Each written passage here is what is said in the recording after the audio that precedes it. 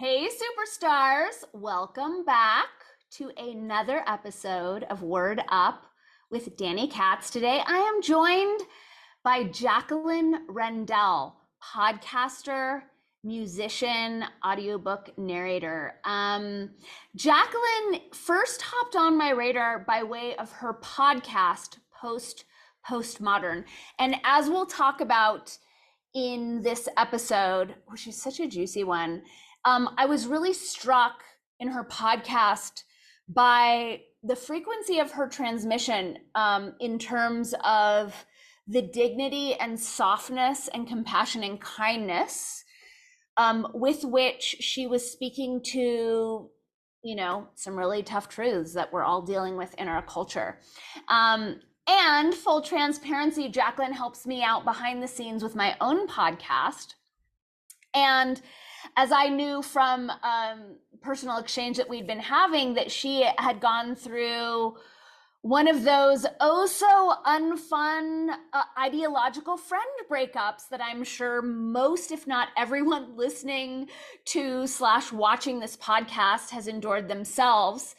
And she turned it into the most beautiful, deep, powerful, penetrating art. And so I had Jacqueline on to talk about the experience of losing friends over ideology, the path that she's walking as someone who knows what's going on in the world, is not willing to compromise her truth to go along. We talk about the creative process, songwriting, music, et cetera, et cetera. It's a good one. Definitely worth making a cup of tea, getting yourself comfy, cozy, and dropping in with us. Before we dive in, I am reminding you to click that subscribe button, to like, to share, to comment. All of those tiny efforts from you, those little bits of caloric expenditure, go a massive way in giving my podcast more reach, in convincing the algorithm to expose me to more and more eyes, et cetera, et cetera.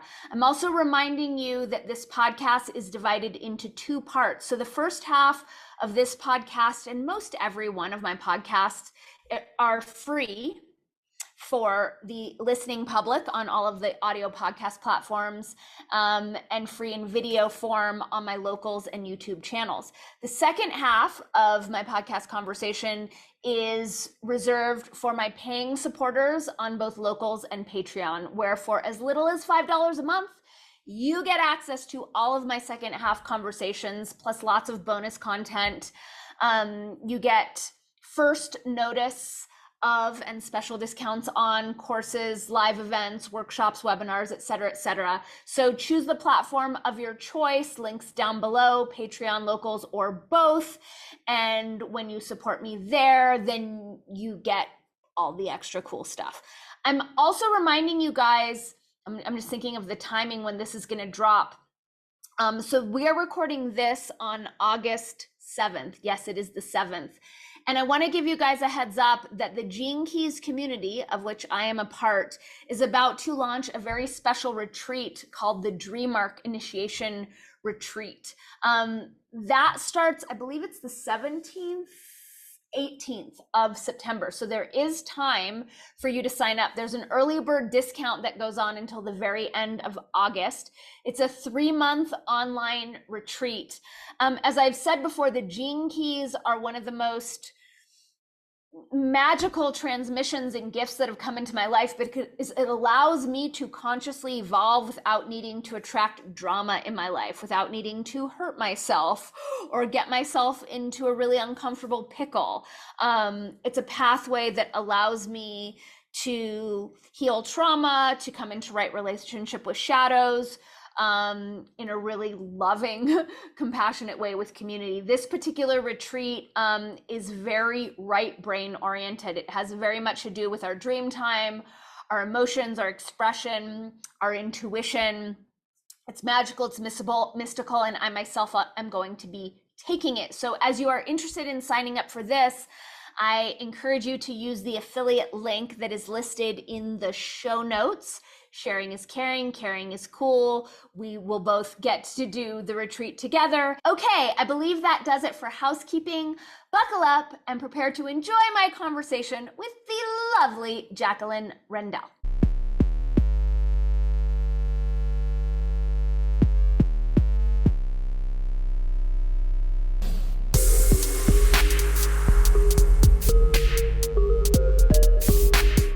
There's so many things that I want to talk to you about.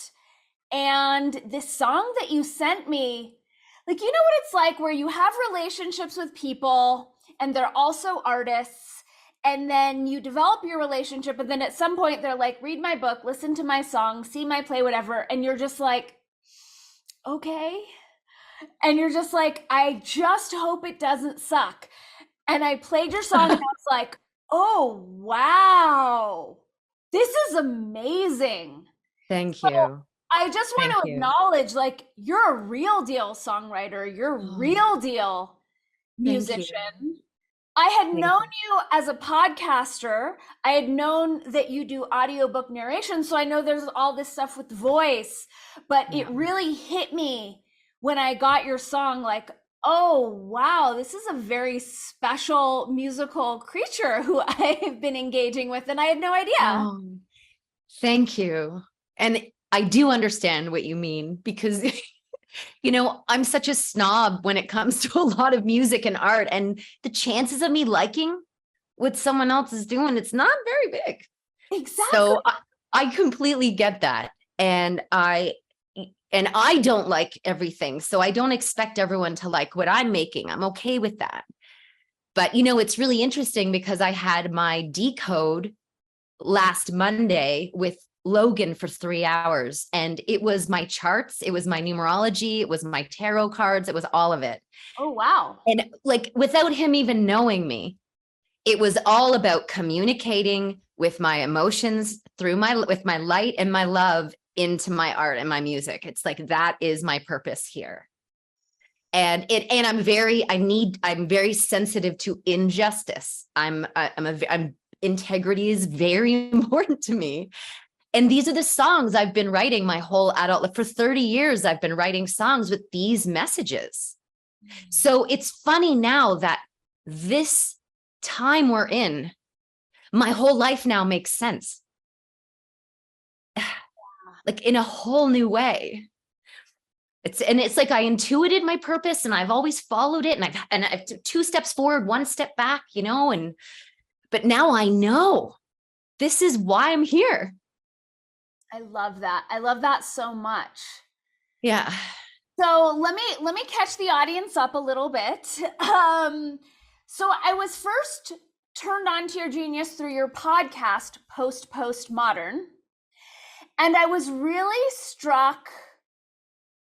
I mean, to be clear, I have Aries rising, Mars in Aries, Aries moon. So there's a lot of self-referential, like, annoyingness about my lens of perception.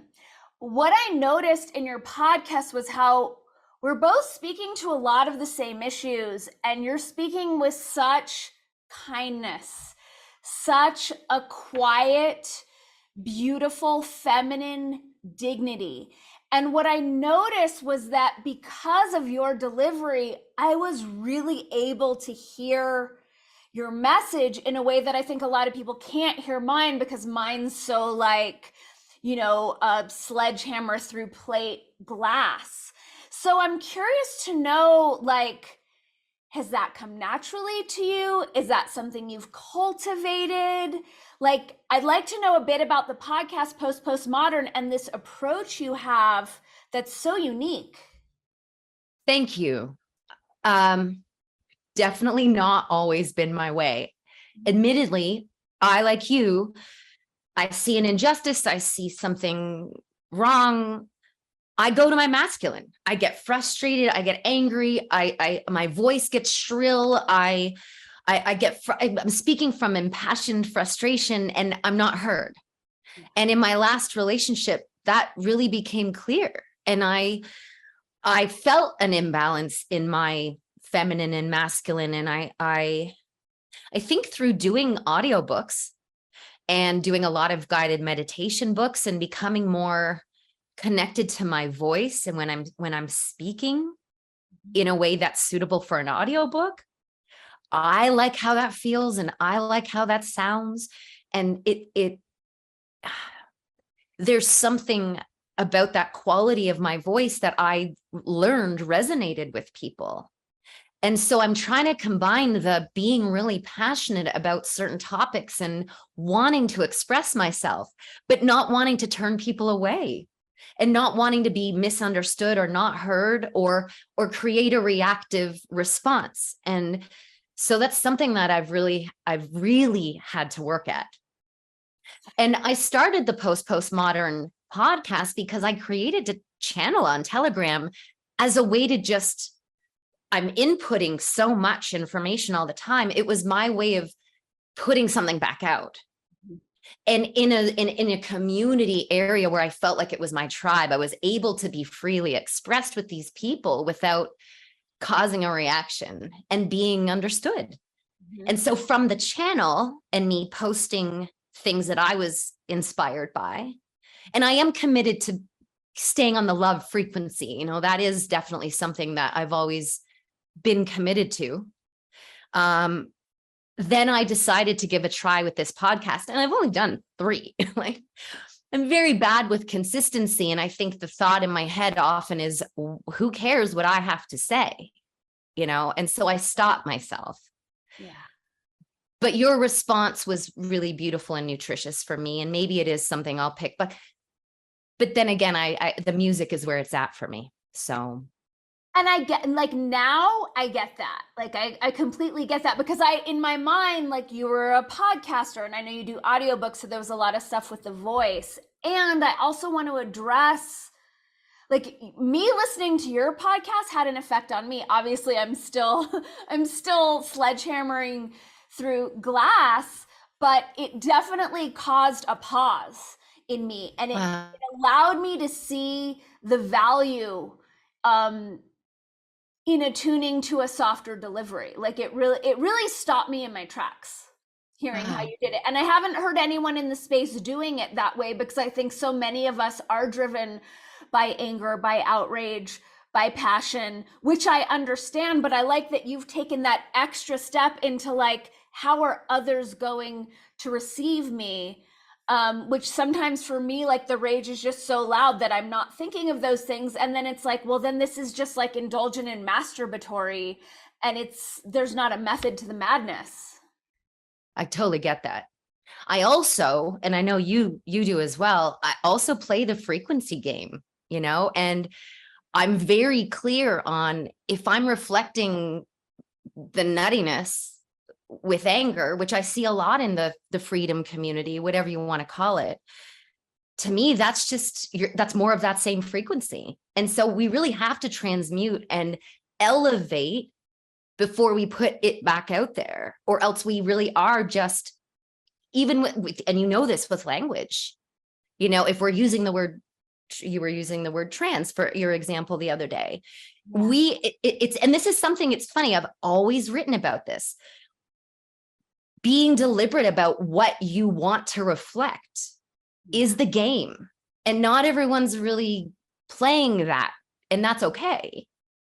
But I want to, you know, and I believe in that having a power that transcends anything else. You know, I think the frequency that underlies your message is really powerful. And so I think that's what really inspires me to maintain it and do the heavy lifting to maintain it. My alignment comes first, and then I act, and then I speak, and then I write, you know? And is that like an in the moment immediacy, where, like, you have an inspiration to write a song, to record a message, and then checking yourself as to where my frequency, like, is it that kind of moment to moment for you? I guess it's different with songwriting, because often songwriting is the tool. It is the catharsis to move through an emotion. So that's maybe separate there. I don't really want to do away with that emotion. I want to work with it. Yeah. Right. But even just in my day-to-day, if I wake up and I notice I'm a little grumpy because I see some lines in the sky, which admittedly is a big trigger for me, I work on I won't ride my bike until I've got myself sorted, until I've dealt with that reaction, you know? So when it comes to writing a song, I feel like the emotions are really valuable. And in fact, they're going to inspire an authenticity and a relatedness for people to listen to that song. And so in that area, I'm good. I'm good to feel the pain. I'm good to feel whatever it is and have that inspire the songwriting. I really appreciate that distinction because, and I know so many people say like music saved my life. I'm definitely one of those people. And it is like this kind of free pass for emoting and letting it all out and having that, like this shared experience. I'm a fan of Spotify. I feel silly saying that. I know a lot of people have issues with Spotify, but I will say like their algorithm has brought a lot of wonderfulness into my life. And it put a new song by The Smile on my podcast. Do you know The Smile? No. It's Tom York of Radiohead. It's one of his side projects. Great. And the song came on and I was just like, I think he's singing my life. I think he's singing my experience. And I hadn't crystallized it into words as to why I was feeling dysregulated, sad, angry, whatever. And there was just this permission. And I've had that song on 24/7 repeat for the past 3 days because it is that permission, like, oh, I can scream this out because, someone else put it to music. Yeah. Yeah. I mean, I'm getting tears in my eyes. I mean, it's music it's magic, and it is such a powerful force. And I know that feeling really well. Yeah. And it's funny now, I'm at that age now where I'm starting, like I say, it's like looking backwards and so much of my life makes sense now that I'm looking through this lens also of, again, getting my decode, getting my charts, all that stuff. But I think it's how I've often allowed myself to really feel and get in touch with things. And I'm not really good. I'm an introvert. So I really like solitude and I really like being on my own. And I think it's been a way for me to more accurately communicate how I feel and what's going on. Just sit me at a piano and listen, and then you'll get where I'm at versus having a verbal conversation. So, yeah. I love that you have that. I've always been so envious of musicians to have that particular realm of expression. And I do want to get into the song that helped inspire today's podcast, but I want to tiptoe into it. I'm curious to know, because I know so many people who are watching this are going to so relate, but I want to know about your process of cluing into the sham show and when it was that you stepped away from consensus reality or clued in to what was going on. Well, it's been a long, lonely road, Dani. I would say, to use an overused phrase, my first red pill came at a really early age. I was 18. I followed the herd to university, even though I had no idea what I was going to do there. I was like, I guess this is what real people do. I'll go. Right. And in the first summer, I went to London, Ontario. I went to Western in London, Ontario, and I stayed there for the summer and I got a job at Greenpeace. This SJW in the making, I had to go change the world. And so I was canvassing door to door one day with this guy named Mark Patterson, and he recommended I read a book called Diet for New America. Mm-hmm. And it's all vegan propaganda. However, for me, it caused this huge paradigm shift. And it was a very painful read because unlike a lot of people, I'm okay to take on different ideas. Up until then, I hadn't thought about my food at all. It was a total blind spot for me. And so I read this book and it stripped away my whole belief system and it tore me apart. And it revealed how the world works behind the veil of what we're presented with. And for example, the first thing I learned was the 4 food groups that we're told is the nutritional basis for every diet, Right. was a marketing plan between the cattle industry and the government lobbying to get more of their product sold. So it taught me what lobbying was, and it taught me that things aren't always what they appear to be, and follow the money and all of that. And I've never stopped. So fast forward 20 years. Did it turn you vegan? Yeah. Okay. 26 years. Wow. Yeah. I eat eggs now. I've stayed open. I've continued to entertain listening to nutrition. I mean, we're always learning new things. Totally. I want to age optimally. I would listen to podcasts with a vegan debating a carnivore. I'm interested. Like, I just want to know what's the truest thing. Yeah. Like, because to me, that's not causing harm. It ties in, like, my only politics is do no harm. So if I'm unaware of how my choices are affecting things, how can I know if I'm causing harm or not? So anyway, I now eat eggs, and the other thing I learned from going vegan was how lame and useless labels are, because they just stick you in a box, and ultimately you become a hypocrite. And so calling myself a vegan, I abandoned that within the first couple years, because I don't do clubs. I like we were doing with your podcast the other day, I will make choices, but I'm not that thing. I'm Jacqueline who is eating this. I'm not a vegan, right? You know, right? I was very sensitive to how lame that felt. So I learned a lot from that experience, and how dangerous these ideologies are, and how tribal people are, and blah, blah, blah. So fast forward, I mean, I knew what was coming. And the moment that this whole COVID thing landed, I knew what it was. So, but I've been very. How did you know? Was it just like recognizing the markers? Were you clued into something was coming? Like, yep. Well, I knew about the agendas. Yeah. You know, the UN agendas. I knew about the guide stones. I knew about, like, kind of the classic archetypal, like, you know, gems you find along the way where you're like, something's going on. I knew about the Kalergi plan and the Barcelona Declaration and the migration happening in Europe and all of that. I've been tracking that a little bit.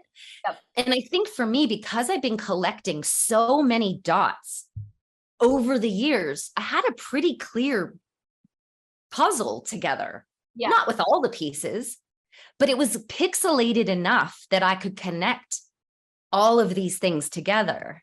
Nice. Whereas there's a lot of people even now, they don't see how this dot connects to this dot because they're so far away. You've got a couple more to put in here, you know? Right. So, and if you do see that, then you're crazy and you're the problem. Yeah. Yeah. Well, I'm used to that. So. Yes, me too. But you know what? I got to say, I celebrate the fact that I've been alone in my seeking for my whole adult life, you know, minus the random coming across someone you meet at a bar and then you have a 5-hour conversation where you're like, you too, you know about this. Right. I'm not alone, but the past couple of years has just connected me to more and more and more people. Yeah. So I actually feel like I have more friends now than I've ever had, of a quality that I've never had, of a depth, you know? Yeah. So as much as there's been loss, there's been a lot gained. And are those friends local to your environment? Are they virtual? Is it both? Good question. So I went through a breakup from a 10-year relationship 2 years ago, June 2021. I left Toronto, where I was for 16 years. I left a house I was in for 12 years, and I left a relationship I was in for 10 years. Wow. And I moved to the home of the city of my birth. And I basically started my life over again in the midst of a lockdown where I wasn't allowed to go anywhere or enter buildings. So how do you make friends in a new city when you're not going to a bar or a cafe? So I went on Telegram, and I've managed to connect, yes, with a lot of local groups. And I've been going to meetups in person. Nice.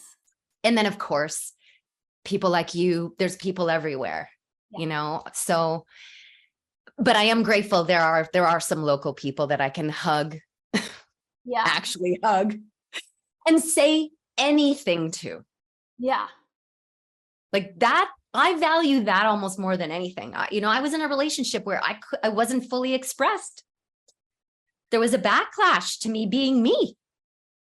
Yeah. So now, I mean, that is my new standard. I'm like, if I can't just say anything, like, I don't know what shape the earth is. Like, I don't know. Right. How would we know? How would we seen it? It sounds so crazy to some people, but for me, that's just scientific. It's like, I don't have empirical evidence, but I love that now my friends we can say anything to each other.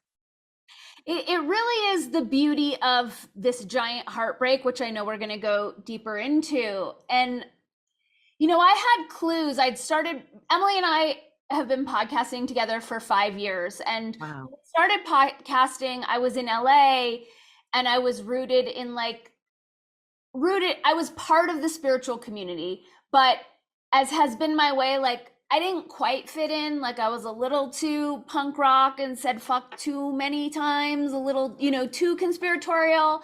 But then for like the East Side, like kind of punk rock artists, I was also a little too spiritual and always talking about astrology, so I just kind of like moved in and out.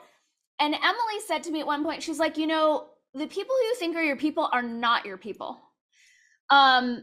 And it stuck with me. And I made a pivot then that was more like branding and realizing it was the conspiracy, truth people who were embracing me more. And what I have realized is that, like, we have all had to fight for our beliefs and our integrity and to just stand in what we know is true. So a lot of us are disagreeable. A lot of us are difficult. Contrarian. We're contrarian, and we're contrarian with each other because it can be like a knee-jerk thing.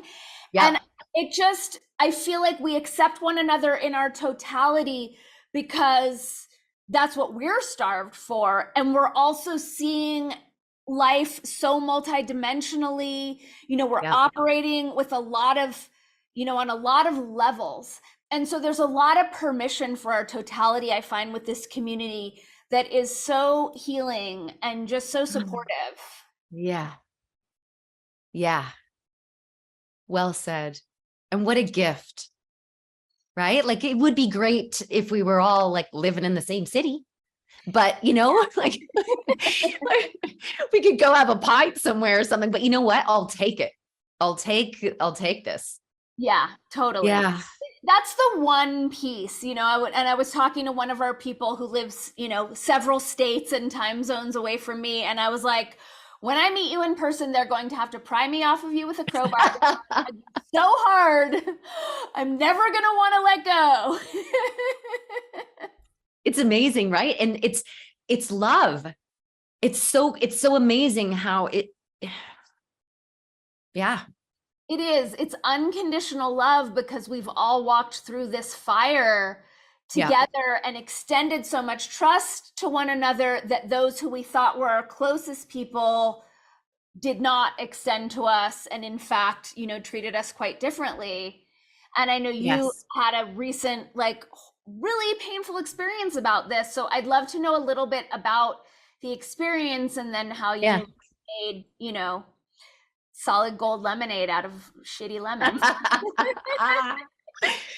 Well, I just want to say one thing before that. The other thing I think that's interesting is because we've all had to anchor so deeply within ourselves, because we have stripped away so much of the external reliance on a sense of safety, that's also just grown us into unconditionally loving who we are ourselves. It's like, I've got my own back now. And so meeting other people on that level just really elevates that connection too. I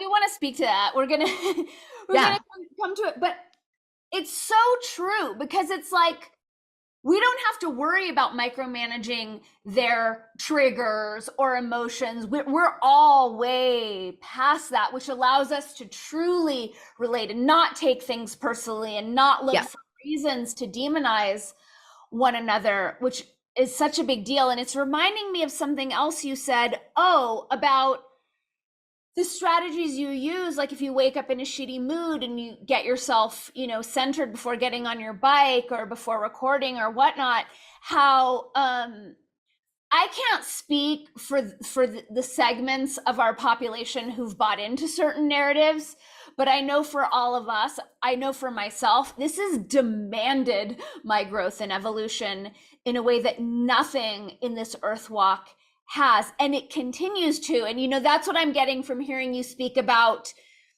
the frequency of our delivery, and realizing, oh right, that's a space where I'm still being invited to do more work. And it is like an evolve or perish moment, because I don't think you can walk the walk that we're walking without really being on top of ourselves. I realized pretty quickly during lockdown, like, oh, that old school, like reactive, like ragey behavior pattern when people try to tell me what to do could put me in prison right now. So I better get on top of that real quick. And it's just been this like hyper accelerated, like heal that, heal that, heal that, heal that. And it seems like we're all in that conversation. And there's also a lot of compassion and empathy for that, because it's not easy.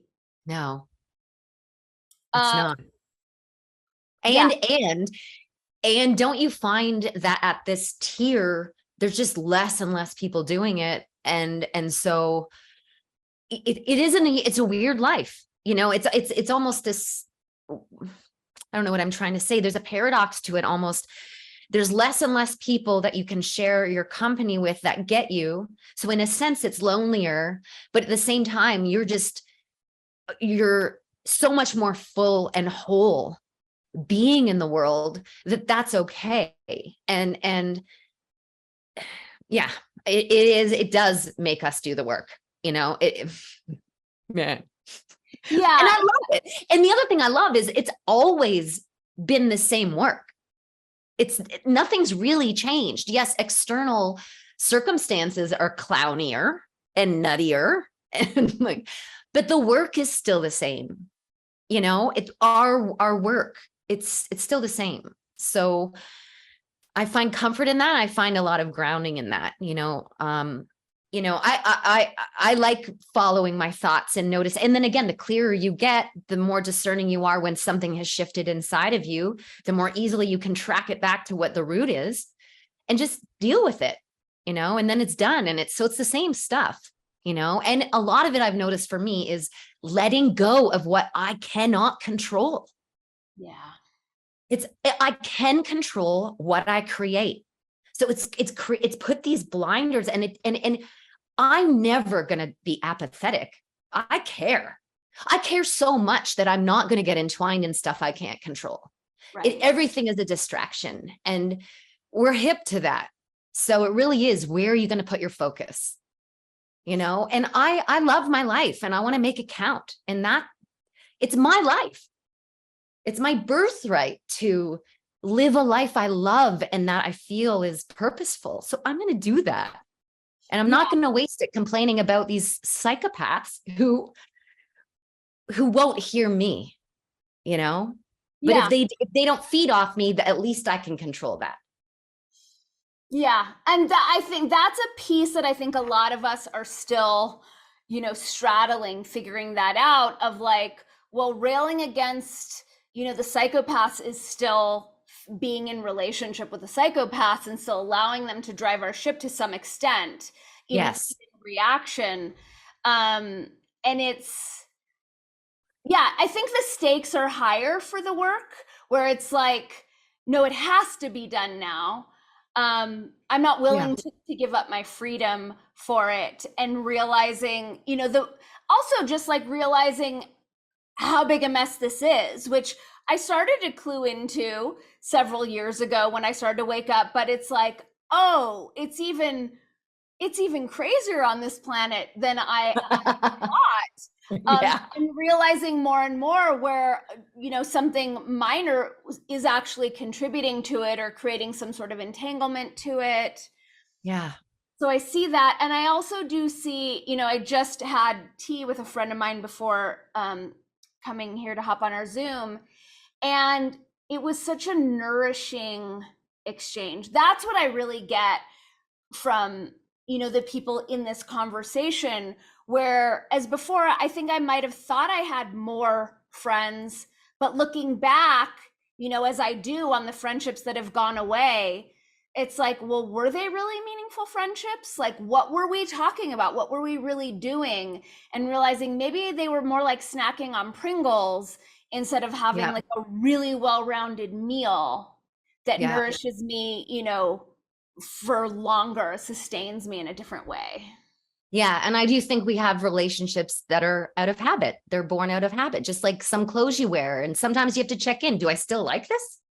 Like, am I wearing it? Do I still like the shirt? I just because you've had it around forever doesn't mean you have to keep wearing it. And maybe I'm sounding flippant about people, but I do really see that they're the same. And as we grow, naturally, we are going to outgrow some habitual friendships, and whether you end them or not, it's for me, I find it okay to clean house. I really do. I'd rather have quality over quantity, and I'm clear on that now. So that's a good segue, maybe. Yeah. Okay. Yeah, great segue. So, what motivated this particular song? I was in a band in Toronto starting 2017. I joined a band, and I was a keyboard player, and they were cool. It was like post-punk. The guitar player, Peter, came to meet me at a bar in Toronto, and we talked, and he interviewed me, and we decided we really liked each other. So they hired me for the band. So around this same time, 2016 was when, in my opinion, the shit got crazier after that election. Then there was the Women's March. And then just in my world, things took a real big turn, because up until that point, no one gave a shit what anyone's politics was. We were all just one big community hanging out. Right. Then after that election, that changed. Yeah. But I was the only one in my friend. So how do I say this in as few words as possible? I've always been, I guess, a lefty because I hold values that are very liberal, and again, I'm not a political person in the sense that I care about politicians. I care about issues. Mm-hmm. And I've always thought, free speech and free expression and owning property, all of these things are pretty standard. But what I started to notice was I didn't change, but my lefty liberal friends started getting a little weird and starting getting censorious and correcting language and I noticed too, none of them were really doing any research. They were just regurgitating what the groupthink was, and that's never been my style. Right. And so slowly and gradually, as I started studying, and I did listen to a lot of Jordan Peterson. I went and saw him twice in Toronto in 2016 and 2017, because for me, he was a beacon of reason.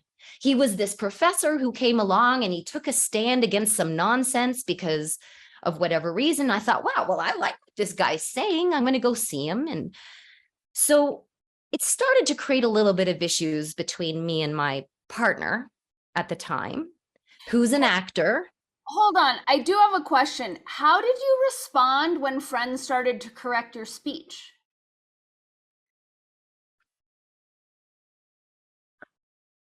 I think at that time, who I was more interested in keeping the peace. Mm-hmm.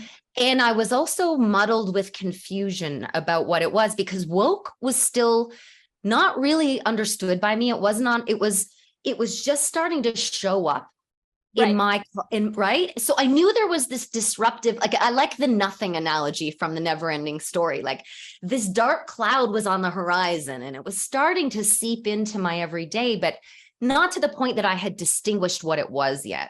Right. So for example, there was, I don't know if you know Camille Paglia. Yeah. Okay. So she had said something really interesting, which was at the end of every great civilization, trans or androgyny starts to become more predominant. There's a blur between male and female.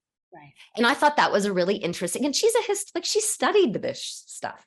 So she knows. Yeah. So I messaged that to who I thought was my friend, a girlfriend that I had. And I said, isn't this interesting? Because I'm starting to note it's coming up a lot more in our culture. She made this point interesting. And then she texted me back saying, that is very hateful, Jacqueline. So I was like, what? What? No, I'm just sharing something this scholar has studied and determined. So I was like, that's strange. And then the Colin Kaepernick thing happened. And this same friend and I went out for lunch, and she was all about it. She was all about him taking a knee. And, and I, at that point, I'd listened to a lot of Abraham as well. Like, I've done all this self-help stuff. So she knew that I was never into the victim mindset. I'm like, you create your reality. Right. So I said, you know what? We can agree to disagree. I think the fact that he's made it, and he's a Black American, and he's made it. He's a football guy. He's making all this money. He's successful. Why doesn't he take a stand saying, look, if I did it, you can do it? Right. Why doesn't he take an empowering stand and inspire people? And she got so angry with me. So I came home and I texted her. I said, look, we can agree to disagree. I said, I hope our differences of opinion don't ruin our friendship. That's the last I ever heard from her. So did she even respond to the text? She said, yeah, I'm sure we can still be friends. Now, again, she was 12 years younger than I, which put her at 30, 28 around. So that generation gap alone is enough in the indoctrination going on, right? Totally. She was right in it. Yeah. So again, all of this. So then in my relationship, my partner being an actor, his friends, and caring what people think, not able to really take a stand. Actors are chameleons. They don't have a lot of conviction because their success is determined by pleasing other people. Right. Stand here, say this, look this way, do this thing. So he's hearing from all his friends that I'm alt-right and I'm there's something wrong with me. So fast forward, I go to a Jordan Peterson's. I just have to pause on that.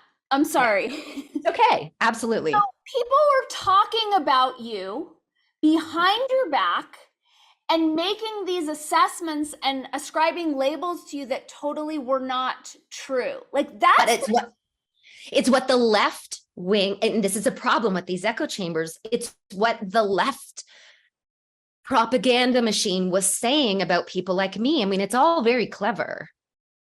And so they don't know to challenge that because they think they're getting the news. Was your partner standing up for you and saying, no, that's not actually true? Oh man, we could talk for hours about this. He came into the relationship with his own trauma, and a little aspect of that was not being able to trust me. Mm-hmm. So the fact that we had a bit of an empath narcissist thing going on, and had prior to that already, he had trouble trusting me, and then all this shit happened. If he knew who I was, and if he trusted me and had respect for me, I'm sure that all would have gone a lot differently, but he didn't really know what to think. And then I start talking about the migrant crisis in Europe, and wow, all of a sudden I'm a huge racist. So, it was very difficult to talk about a lot of things in my own home. And I just want to acknowledge how fucking painful that is. Yeah. I feel like we need to pause on that, because I know everyone listening, most of the people listening will have gone through this, but if we think of this is your partner who you're living with. So you think of the everyday and of not being seen to the extent that the people who are closest to us are denying their lived experience of us as the people who are closest to us, to instead defer to gossip and indoctrination being spouted by talking heads and people who don't know us. I know we all know this experience and we're all in it, but I think at some point when we're on the other side and have some space, that is torture. I just find that so psychologically disturbing that these people anyone, your partner would think you're a racist because of an idea you hold about migrants. That's just crazy. I'm sorry. I just wanted to absolutely. And you're bang on, and there was, so one member, I'll go back to the band, one member of the band, the singer, Iga, she was doing a sociology degree at U of T. So she invited me to go to a salon with her sociology professor one day. And the topic was Jordan Peterson. So I said, sure. She said, I think it would be good to have a voice that supports him there. And I said, okay. So this was 2017, 2018, and I show up and there's about 10 of us and we go around the table, and these are university students introducing themselves. Hi, my name is Scott. I'm a Marxist and I'm a film student. Hi, my name is whatever, and I'm a Marxist and I'm a blah, blah, blah. And it went around the table and it came to me and I said, hi, I'm Jacqueline and I'm a human being and I'm just into discussing anything and everything. So I was alarmed, first of all, at how comfortable they were just labeling themselves Marxist, but that's the world we're in right now. Wow. So the conversation gets underway.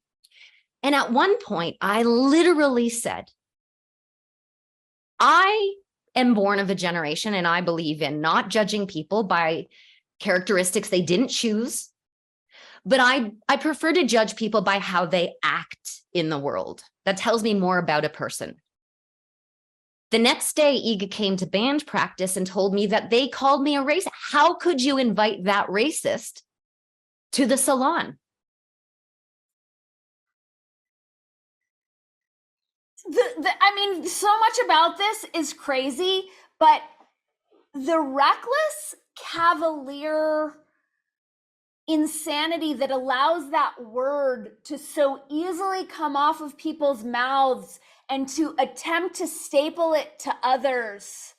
I remember, like, same time period, 2017, I was doing videos about hate speech, and I'm like, calling someone a racist is hate speech. I actually can't think of anything more hateful than that. And that did not go well with people in my community, but I can't even believe, because I mean, you and I are of the same generation. Go back 10, 15 years, that word wouldn't be spewed so easily. I can't believe you brought that racist. Like, that would stop people dead in their tracks. And it had a whole different vibe. Now that word means like someone has an opinion that I don't agree with. Yes. And I'm not willing to look at myself. Right. And it obviously, needless to say, it stung. But what was so weird about it too, and this will also tie into where we're going with this conversation, they pretended as we parted ways the night before, as the meeting ended, hugs, shaking hands, nice to meet you, smiling faces, the duplicitousness of the cowardice in the people that use these words as weapons it's astonishing. Yeah. And honestly, it makes it easier to not take any of it personally, because it's almost like I have to pat them on the head. And I just think, poor you, that you're so oblivious to who you are, what you're saying, what you're thinking, what you're doing, that I can't take it personally. Yeah. You are an automaton. Yeah. But what made that difficult was going home, telling my partner, and his skepticism that was growing and growing was, well, what did you do for them to call you that? Rather than, how painful for you, Jack. Let me buy you a glass of wine or whatever, or hug. Here's a hug. Knife in your heart. Yeah. So, but again, here, my lesson to learn, and I can clearly see it, has been to elevate, empaths struggle with boundaries. Yep. I mean, it's the number one lesson. Yeah. It's my capacity for forgiveness, my capacity for absorbing, abusive language or mistreatment or disrespect is infinite. I can absorb it all because I see the pain body. I know there's a difference between your pain body and who you really are.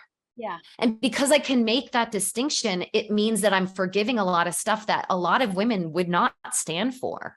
Yeah. So I've had to learn how to really erect those boundaries so that I'm not on repeat, and I will not accept that again.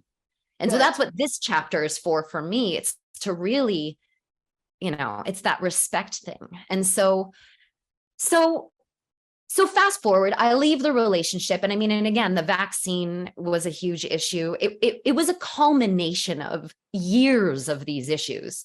Right. But that was the last thing for me, because whenever I tried to express my concern, my viewpoint, I know more about this topic than anyone I know. I have 1,000 bookmarks. I studied like my life depended on it, because it did. Right. So, like, I studied, and I had reading science paper. I'm like, I don't even know what this is, but I'm going to learn so I can discern what move to make here. Although I always knew, but I still wanted to back it up with information. Right. That his thing was, well, I don't know about your sources. And I just want to go to concerts with my friends. I'm like, okay, well, here we're at an impasse. Because I'm not going to live the next. I knew what was coming, Dani. I knew what was coming. I knew this was not a blip going to go away. I knew it wasn't what they were saying. Right. And I said, I'm not going to live the next couple of years in a household with somebody with these polar opposite views. Yeah. And I'm not. So, I mean, I love the man, but not going to do it. So. Good for you. I just want to honor you for that, because 10 years in and your lives merge, like, it could have been easy to just keep on keeping on. It takes a lot of courage to step away from that. So what really helped? Thank you. I'm sorry, I cut you off. No, thank not you. at all. Thanks for the acknowledgement. Yeah. What really helped was hanging out with a couple of friends prior to the day I decided to do it, and feeling the feeling of what it felt like to be in a company of actually an 86-year-old friend of mine, Marguerite, who I could say anything to, and the love in her eyes and her respect for me was not going to change. And the contrast of spending time with her and then being in my home, it was just, I knew what I had to do. Yeah. So, and it was the most painful thing I've gone through, but seasoning. So, totally. Yeah. I mean, yeah. All character building. Yeah. So Peter, my guitar player from the band, was the guy who helped me move to my new city. Okay. And for the past 2 years, Peter has been coming from Toronto to Hamilton. It's a 45-minute drive. He's been visiting me every 4 weeks or so to drink a cider and to have a jam. Nice. We've been playing music. We've been having great hangs. Not ever talking about politics, because I know we have different views, and I don't care. Let's just make music. Right. I love you anyway. Like, I don't care. Yeah. As long as I'm free to choose what I want, fine. You're an adult. Yeah. Until this one last visit that we had about, a month and a half ago, he comes out, and he's observed my 2-year journey of landing in a new city, making new friends, having to sneak into the States to have a date last September because I wasn't allowed to leave the country. How did you do that? Without Border Patrol? how I did it. And again, I believe it's frequency, but I studied and I know what my rights are. It was all illegal to use the Arrive can. Okay. So I studied, and thanks to Telegram and a couple channels on there, like Escaping Canada, one of my channels, I learned exactly what to say.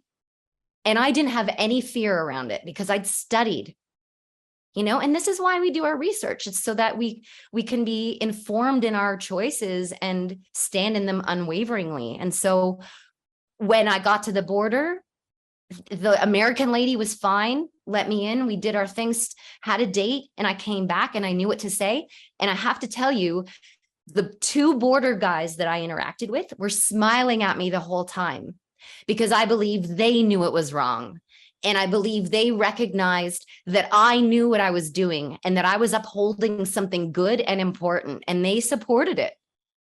Yeah, it was magical.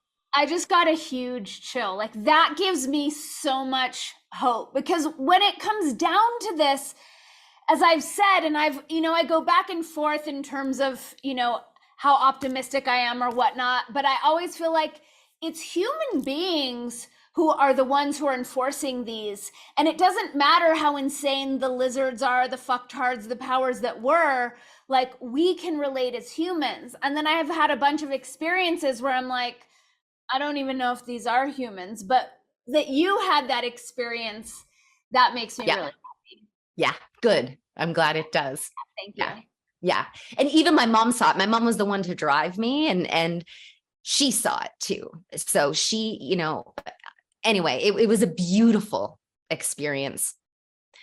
So and are you and your mom on the same page with stuff? We've made different choices, but she has my back.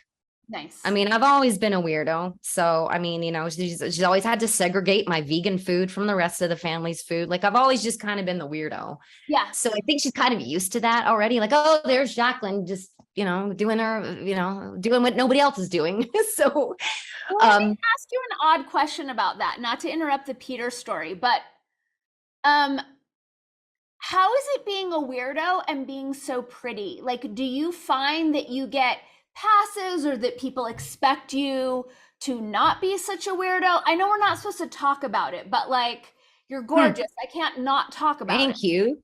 Thank you for that. Oh man, that's an interesting question. So I've not always been in touch with that. Mm-hmm. In fact, it's so funny, you know, I have a body issues that I inherited from my parents that have actually really diminished my perception of my own beauty. Yeah. And I've been hiding most of my adult life. So I've been oblivious to realizing how people perceive me, because I've been so ashamed or embarrassed of these flaws that I have, that I don't really want to. I'm happy to tell you one day, but probably not on a podcast at this moment. But I'm done with that shit now. And it's funny because even getting my decode last Monday, it came up. There's a beauty thing in my charts, and even Logan asked me about it. He said, are you using your beauty for, it's a gift, you know? Right.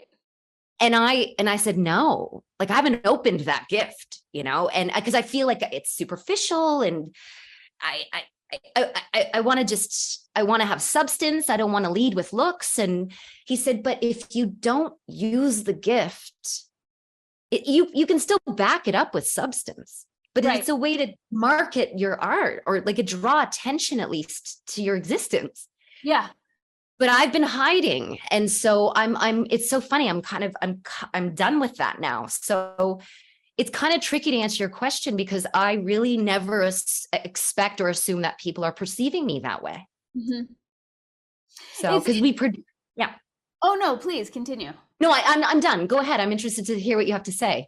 Well, I know it's this like kind of third rail that, like, you know, our culture has yet to really delve into. It is the first gene key, the first gate in human design is beauty. But I just, you know, I'm thinking back to like Breakfast Club, and you know, like at the end when they, you know, Ali Sheedy gets the makeover, and it's like, oh wait, the outcast is pretty. Like, it's this disconnect, and there is something to beauty that it's a thing, it's currency, you know, like we like to pretend it isn't, because people who are born with beauty or pretty, like, we're supposed to be humble or whatnot. But I also, you know, it's generally, there's like this kind of narrative that pretty people aren't the weirdos, because pretty people for sure are going to fit in. And I was just wondering, since I heard you self-identify as a weirdo, if those were at odds with one another.